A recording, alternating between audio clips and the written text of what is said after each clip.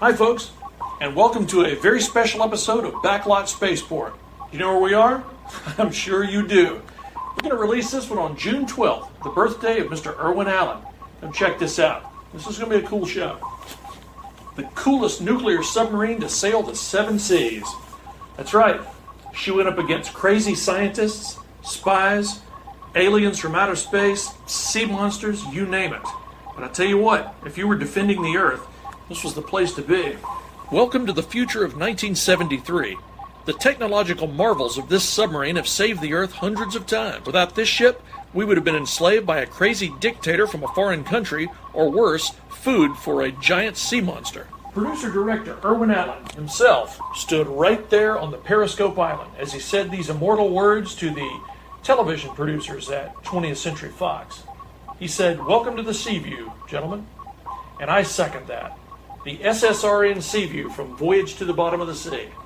Tonight on Backlot Spaceport.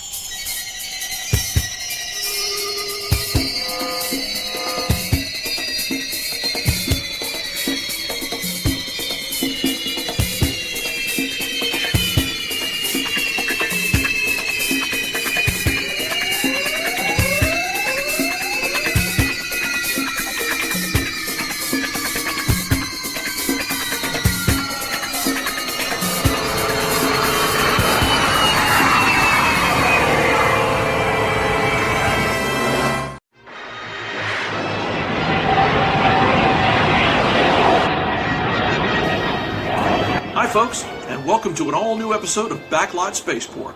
Man, I'm terribly excited about this one. I'm a huge Voyage to the Bottom of the Sea fan, as obviously you are too if you're watching this show.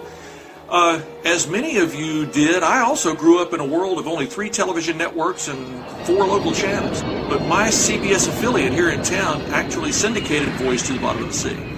And it came on Saturday morning, so you had just enough time to watch the show, run upstairs, grab your Aurora Seaview kit and a Creature from the Black Lagoon doll, and head for the pool to reenact your favorite episode. Those were great times. I've decided to start the show with, a tour of my favorite EVA vehicle, the Flying Sub.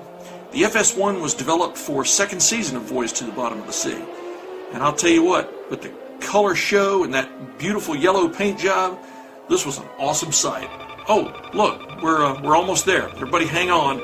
I can't use the seat belts or the control sticks because, well, they're CG and I can't actually touch them, so here we go. Now, of course, the first thing to mention, the strongest piece of glass ever made for a submarine. That's right, the Flying Sub, capable of traveling under the sea indefinitely or flying into the air at supersonic speeds.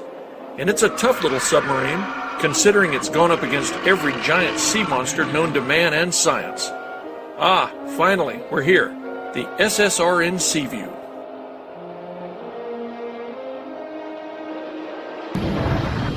Well, here we are. We're about to go upstairs to the control room. Oh, folks, a couple of things. First of all, just like in the last episode with the Galileo 7, we have a full crew complement upstairs. So we got to get rid of them somehow. And I'm not a crazy scientist, a sea monster, or at least even a murderer. But I have something very interesting. The Apple Corporation has developed for me the Henry Jones Time Displacement app.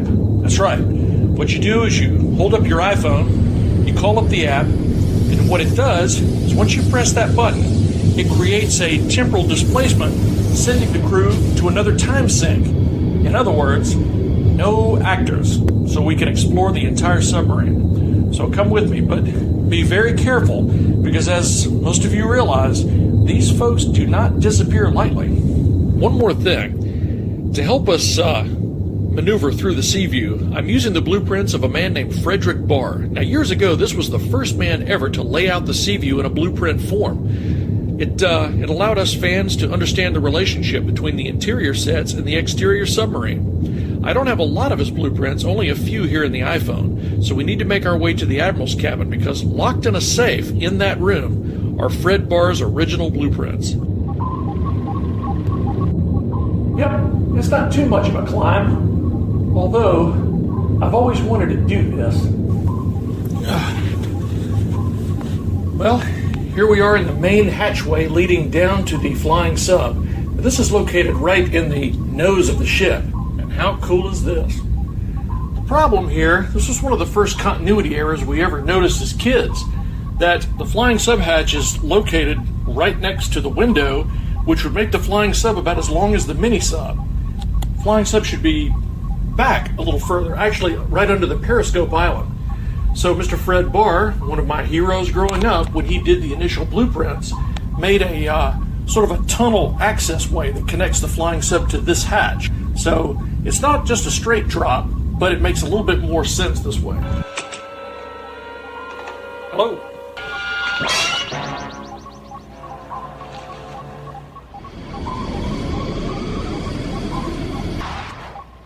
Well, that takes care of that. Now, before we move upstairs to the Admiral's cabin, let's talk about the control room. Now, the control room is arguably one of the nicest sets ever built for a television series. Now, keep in mind, in the original motion picture and the first season black and white shows, the control room and the observation nose were actually two different rooms on two different decks. Moving into second season and the color episodes, they expanded this into one long room separated by retractable doors. Now, the control room is an amazingly detailed environment. It has a main periscope island. Of course, you have the main hatch, a radio shack in a separate room, ICBM controls and ship's computer, science stations, and, of course, the high-gain sonar panel, always manned by Seaman Kowalski. And, of course, the home console with two drivers. Now, up front next to the staircase is the ICBM fire control, which is right next to the weapons locker. Not a really great place when you're being invaded by an alien. He can either destroy the world or shoot you with your own gun. Now, there are two entryways through the conning tower, a side hatch or on top. That takes you through the sail bridge. Now, this is a set that is rarely seen in the television series, demonstrated here by Admiral Nelson himself, actor Richard Basehart, down to a second ladder which now allows him direct access into the Seaview's control room. Oh, check it out. It's the Admiral's cap. Well, I guess it's true. Wherever the man laid his hat was his home. There you have it. Beautiful set. Well, let's go check out that upstairs corridor. I'm looking forward to getting into that safe and getting this paperwork. From here, you take the spiral staircase upstairs one level to Deck A, which is otherwise known as Officer's Country. To get to the Admiral's cabin is actually fairly simple. At the top of the spiral staircase, there's a doorway. You go through there, you come into this corridor, you round the corner, and a longer corridor takes you right there to the Admiral's cabin. And yes, safe. Let's just see if these fingers haven't lost their touch and see if we can break in. Top secret for Fred BARR's eyes only. Well, this has to be it. Yes. With these, we'll be able to tour the ship with no problem.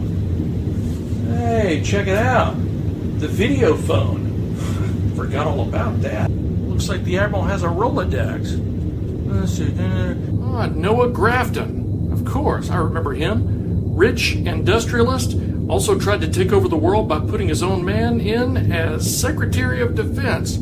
Yeah. Let's call him and see what he's up to. Oh, wait a minute. He's going to think I'm Admiral Nelson now. Grafton! You knucklehead, it's Nelson. What have you been up to? Admiral Nelson? How do you do, sir? I don't know if you've heard, but I'm actually touring the vessel. I'm shooting a special. Of course. All the wire services have the story. You are a courageous man, Admiral. Oh, you're too kind. What else you been up to? Wait a minute. What's this? Is that the Mobius model kit? Did they re-release that? Oh, so, I gotta go. Bye. I did check out the blueprints pretty quick, but I'm trying to figure out where we're supposed to go next. Uh-oh. It's Chief Sharkey. Apparently my app didn't work very well. Great. Well, if we go by proximity, right behind Officer's Country would be our next stop. Cruise quarters. If any of you guys... Cruise quarters reply. Cruise close quarters. Hey, that music! I'm digging that groovy sound. That can only come from one place, the crew's quarters. Now we just got to get there before Sharky. Here we are, the crew's quarters. Got bunks, tables, got coffee pot action going on over here, all the comforts of home. But most importantly, a record player. Can you imagine if these boys had an iPod or even an iPhone, or some kind of high-tech music device we've got today? We'd never see these boys. They'd be grooving all day and not be doing their jobs. Whoops, here comes Sharky. Gotta go.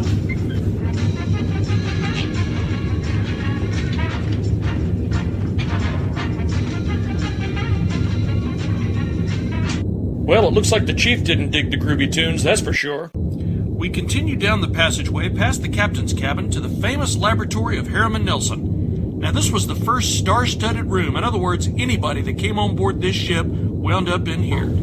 Here's the laboratory. You may have seen Admiral Nelson in here a bunch of times, tinkering with a bunch of stuff to either defend the Earth against aliens or crazy folks, or maybe he's just building something to benefit mankind. Nevertheless, everybody came in here. I mean, let's face it, folks, there's 3 rooms in the Seaview you just shouldn't have visitors. That's the laboratory, the reactor room, or the circuitry room, and I'm telling you, there were more folks in these 3 rooms than in the lounge.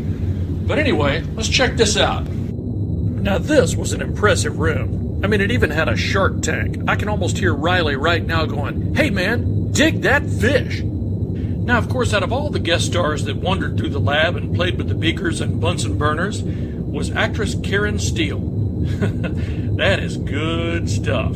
She was definitely my favorite. Not only was Admiral Nelson in love with her, but so was Captain Kirk. Now we leave it to Mr. Patterson to demonstrate the most technologically advanced device on board the ship, and the most expensive. It comes in 2 parts. First, a fold-down screen, and then the projector itself. If you're going to go up against crazy scientists, monsters, and people bent on destroying the world, never leave port without a good projector. Seen here watching an episode of Voyage to the Bottom of the Sea, obviously not remastered by Fox Home Video. Now from here we proceed down the passageway to something very impressive. Now according to the blueprints, it's simply called Technical Chamber and Missile Compartment.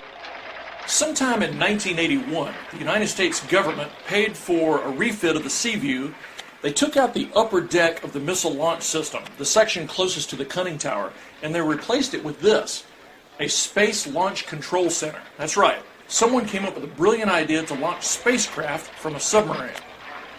This entire mission was basically formed for one reason, to send Chip Morton to Venus. Anyway, what a cool room. Let's face it, to make this, they had to pull out every toy in the box. That's pretty impressive, but wait till you see the actual launch area. Check this out. Man, you got a space capsule over here. You've got every computer from every TV show Irwin Allen ever did. I mean, this was an awesome place. Now here's Chief Sharky running the show. Now remember, he was always concerned about safety, bringing on weapons, nuclear devices, or aliens, but he had no problem with launching spaceships from the submarine. Well, anyway, let's check out this space capsule. Yep, here it is. The capsule to send a man to Venus. I'll tell you what, that was going to be a really long trip. You'd think they'd make this place a little bigger. Fortunately, the Venusians interfered and attached some sort of laser beam to the ship, and they were there within seconds. So really, the invaders sort of saved that mission. Because let's face it, I don't think this was a good idea. This would be the gangway leading down to B deck. Now, B deck has your basic essentials, your mess hall and sick bay, and a few more crew's quarters and stuff like that. But most importantly, it contains the 2 coolest rooms on the ship. Well, coolest rooms as in the rooms best to sabotage the ship. The circuitry room and the reactor room. Let's check it out. And now we make our way down to B deck. Now this is pretty interesting. The circuitry room and the reactor room are not really far from each other. The circuitry room is just a few feet down this corridor. The reactor room is right over here through another hatch. So really you have 2 excellent chances to sabotage the ship. If you are well versed in atomic energy and nuclear fission, you can probably work out some sort of disaster on this side of the ship. Or if you're just an electronics expert, or you just love to rip wires out, circuitry room is right here. The famous circuitry room. You know, If this place had a sign-in sheet like a restaurant, it would read like a Hollywood who's who. I mean, everybody came in here to sabotage the ship. I think at some point it may have been an honor to sabotage the Seaview if you were one of those on-call list character actors that Fox used all the time. Man, this was the place to come. It was rip-out wire heaven. Now, for all you brainiacs out there, or aliens, or anybody interested in atomic energy, the reactor room was the place to come to blow up the ship. Now, this is kind of interesting. In the early episodes, you had to put on a suit, you had to go in there and go through all these procedures. It was sort of by the book. As the series progressed, man, you could just walk in and pull the rods out. These folks didn't hear the words of Captain Ramius because they walked in and had no idea that things didn't react well to bullets in this room either. Now, just down the hall is the main powder locker.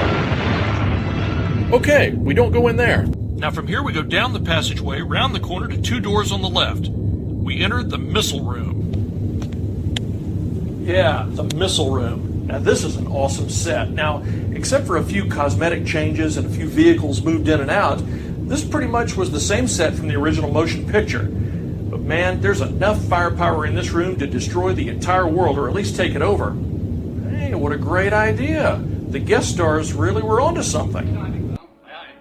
Now, for the convenience of anyone visiting the Seaview, there is a large, not-so-classified map hanging on the wall. It'll tell you exactly where you need to go. That's some submarine you got here, Cap. You got everything but a pool room. That plant's classified. Now, there's a lot of cool props in this room, other than the missile tubes, which are awesome. There's also the diving chamber. Now, this was a really cool prop with an illusion built into it. You open the hatch, the divers go inside, you press some buttons on the panel, you actually see water come up through the porthole, and then these lights turn from green to red to let you know that the hatch is open and the divers have escaped. All right, do you think that was cool? Now, I'm going to show you one of my favorite props on board the ship, the diving bell. This thing is awesome. Check this out. Otherwise known as Apple I. Now, this was a cool prop. Now, this thing's been around for the entire television series. It's kind of rare in the television universe in that when you open the door, it has a full interior. There's blinking lights and all the systems operate. You can turn stuff. This was really cool. Now, this thing has encountered underwater laboratories with crazy people and sea monsters and explosions, and it's still around. Actually, it's still around today, which is absolutely amazing. Just shows you how well built this thing is.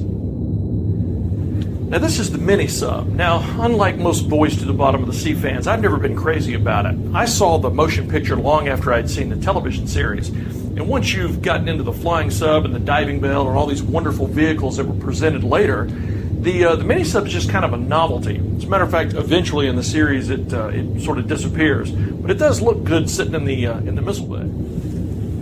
Now, this is the main torpedo firing system. Now, here's another continuity issue that used to drive me nuts. We all knew the configuration of the submarine, the way the episodes were photographed. This was obviously the back of the ship, and the torpedoes were aimed aft. So, how is it in the footage that whenever the Seaview went up against an enemy submarine, those torpedoes were shooting out the front? Well, I looked at Fred Barr's blueprints, and I've often thought if maybe it was something like this. When the torpedoes enter the track, they're lowered to another level. The track actually rotates, flips the torpedo toward the front of the ship, and fires through alternative tubes. That way you can fire from the front and the back. Maybe a wild idea, but I don't know, it makes sense.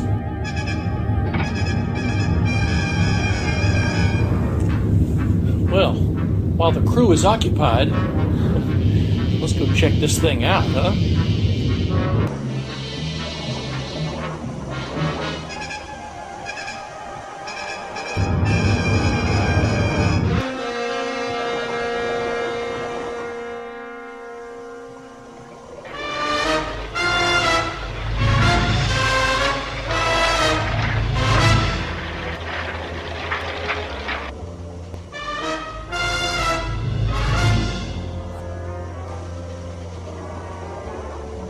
Okay, here we are in the diving bell. Now, as I mentioned before, this is a cool set, man. It's fully functional. It has a full interior, all this stuff. Everything in here works. A couple of portholes, you can look out and see the sea monster. That's not good.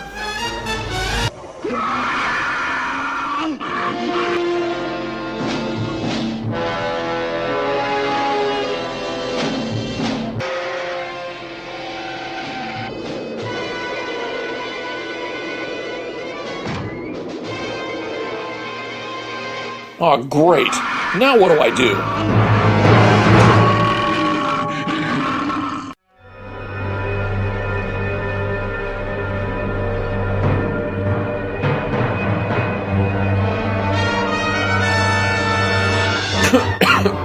You would think there would be a no smoking policy here.